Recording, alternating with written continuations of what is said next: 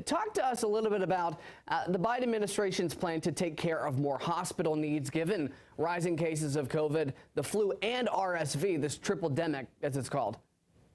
Yeah, and certainly we've anticipated that this could happen. We've seen this in the last two winters where COVID has really been the problem. When you add in what we've seen over the last few weeks and months with RSV and now kind of the increase in cases of influenza A that we're seeing everywhere, we wanted to make sure that we're communicating to states, to localities, to hospitals, the resources that exist that we've built and put together to kind of really rally to their cause. And so making sure that we're tracking closely what's happening around the country and we're communicating closely with states and local leaders so they know what they can request from us and what we can surge to them.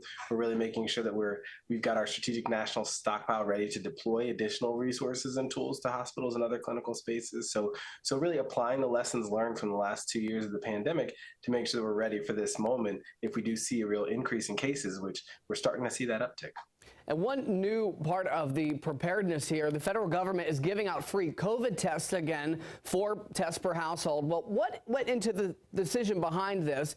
How is it paid for? And do we have enough supply to meet demand?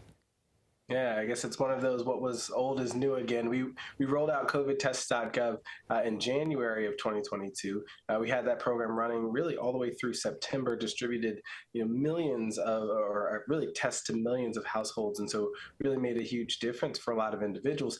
We had to pause that because we were really depleting our stockpile, but we got some additional funds from Health and Human Services. So no new dollars from Congress, really just shuffling dollars within the agency to try to make sure we can deliver this service to individuals. Again, this is 4 tests per household.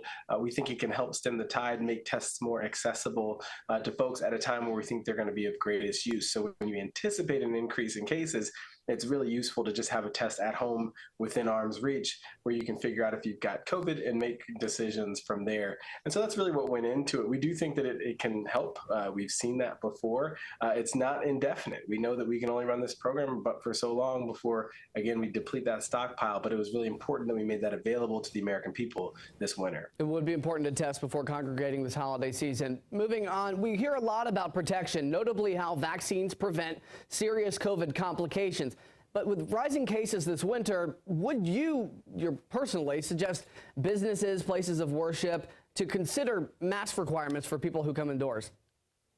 Well, I think the nature of mask requirements now are really predicated on those COVID community levels. You can check on, the covid.gov website, and every Thursday we update what the levels are. So if your community has medium or high levels of spread, it's recommended that people consider masking again. And I think that's an appropriate step for folks. And so what I would tell people, and I would tell, folks in these kind of congregate spaces, is if you want to keep that space as safe as possible, if your COVID community levels do go higher, then you can encourage people to follow that CDC recommendation that includes, masking. And I think that's the reason why with this winter preparedness plan, we're making masks available in more spaces. For a lot of people, they still do have some masks, but want to make sure that people are able to get their hands on masks and use those when things get a little bit more concerning as the season goes on. Dr. Webb, we've got about 30 seconds left. A new federal study just released from the National Center for Health Statistics says that long COVID symptoms